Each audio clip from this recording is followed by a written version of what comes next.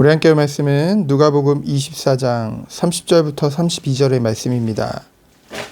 누가복음 24장 30절부터 32절의 말씀 우리 합독하도록 하겠습니다.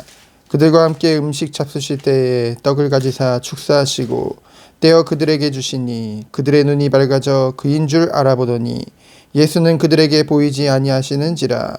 그들이 서로 말하되 길에서 우리에게 말씀하시고 우리에게 성경을 풀어주실 때 우리 속에 마음이 뜨겁지 아니하더라 하고. 아멘. 예루살렘을 등지고 엠마오라 하는 마을로 가던 무명의 제자 2명에게요.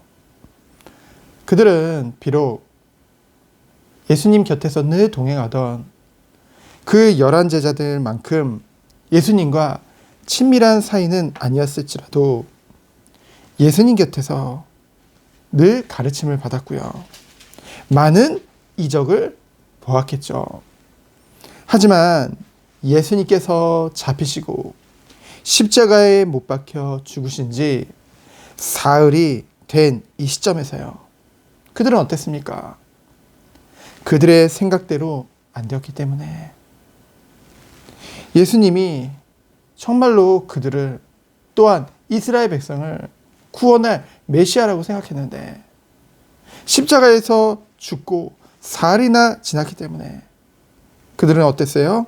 굉장한 슬픔에 잠겨 있었던 것입니다. 그리고 예루살렘을 떠나서 엠마오로 발길을 옮기게 되어진 것이죠. 그런 무명의 그 제자들 앞에 부활하신 우리 주님이 나타나신 것입니다. 그들은요, 주님을 보고도 어땠어요?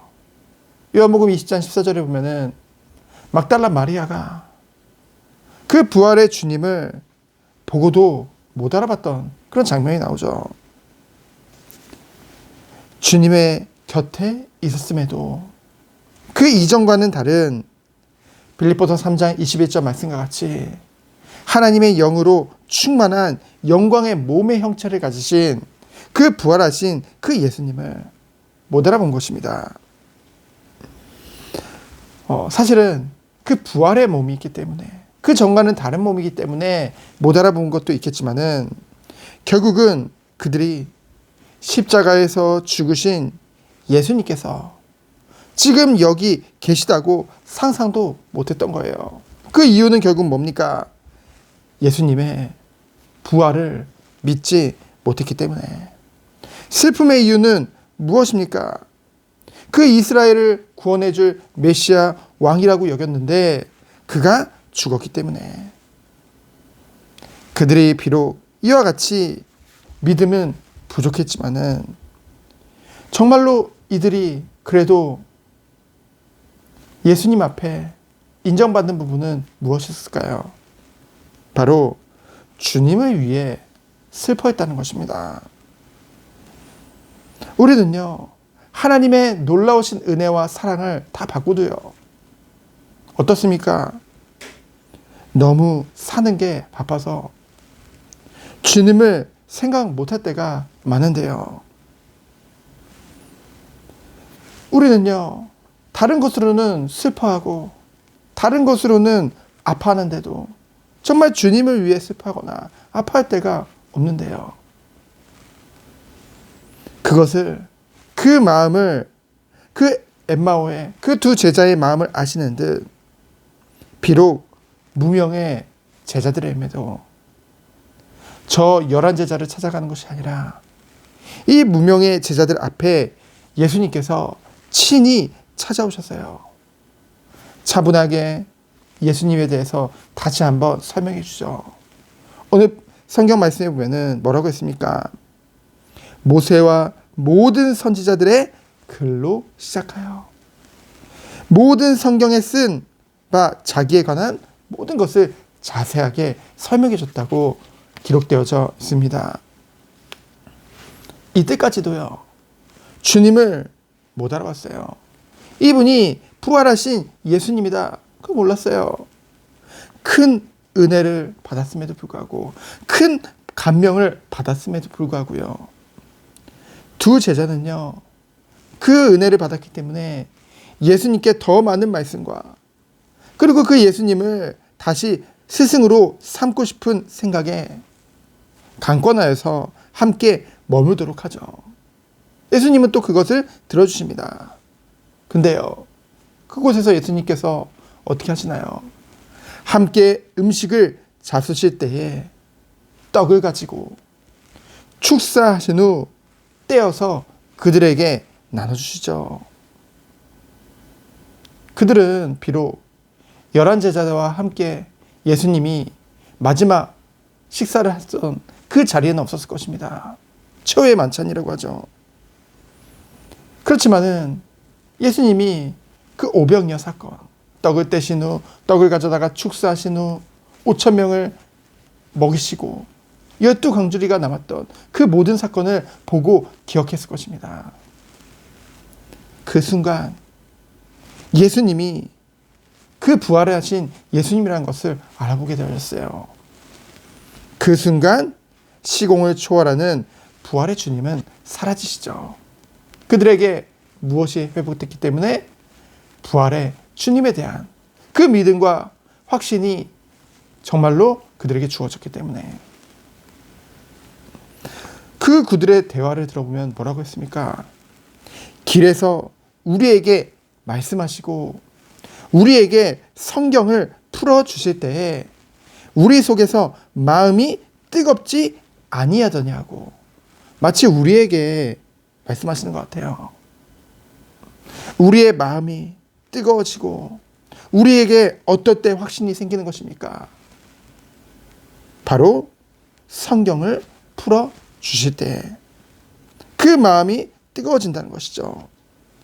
하나님의 사람은요, 하나님의 은혜를 받은 자는요, 하나님의 말씀을, 그 하나님의 말씀이 성경을 풀어줄 때 그때 마음이 뜨거워지고 은혜 받은 줄 믿습니다. 그렇기 때문에 어떻게 하는 거예요? 말씀을 사모할 수밖에 없는 것이죠. 그렇기 때문에 다윗과 같이 말씀을 주 야로 묵상할 수밖에 없는 것입니다. 억지로가 아니에요. 억지로 말씀을 들으려고 노력하는 것이 아닙니다. 하나님이 은혜를 주신다는 것이죠. 무엇을 통해서요? 말씀을 통해서. 그래서 믿음은, 어제도 함께 나눴지만은, 믿음은 들음에서 나며, 들음은 하나님의 말씀을 들음이죠. 그때 정말로 그들이, 그 믿음이 회복된 그들이, 확신을 가진 그들이, 그 증거가 무엇으로 나타난 겁니까? 다시 성전이 있는 예루살렘으로 돌아가는 거지요. 그리고 그곳에서 그 부활의 주님을 증거한 것이죠. 여러분, 믿음이 회복되면 어떤 결과로 나타나는 것입니까? 정말 우리에게 믿음이 회복되면 예배가 회복되는 거예요. 그리고 전도가 회복되는 것이죠. 억지로 하는 것이 아닙니다. 믿음으로 이 모든 것을 인도받을 수 있는 것이죠. 믿음이 없으면 예배 자리로 올 수 없어요. 왜요? 너무나도 많은 이유가 있거든요. 예배로 자리로 올 수 없는 그 이유가 너무나 많아요.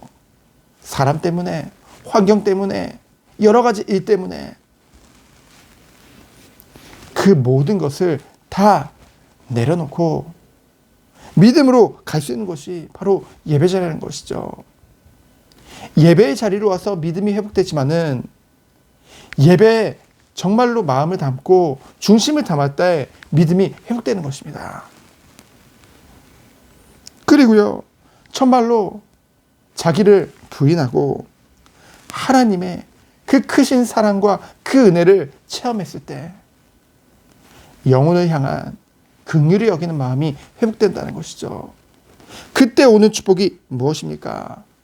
바로 이 십자가의 사랑을 증거하는, 아무것도 없는, 아무 일도 없는 죄인된 우리를 위해서 행하신 그 큰 사랑과 그 은혜를 증거할 수밖에 없다는 것이죠. 오늘도 우리가 이 축복의 증인이 되어지길 원합니다. 오늘도 하나님이 주신 새날, 정말 이 아침에 정말 주의 말씀을 묵상하며 주님이 주시는 힘과 능력과 믿음 가지고 승리하는 우리 모든 성도님들 되어지기를 예수 그리스도 이름으로 축원드립니다. 시간 기도합니다. 하나님 감사합니다. 오늘도 나를 구원하시고 나의 모든 것을 주관하기 원하시는 주님만을 바라보며 오늘 하루도 승리하는 하루 되도록 주께서 축복하여 주옵소서. 살아계신 예수 그리스도 이름으로 기도합니다. 아멘. 감사합니다.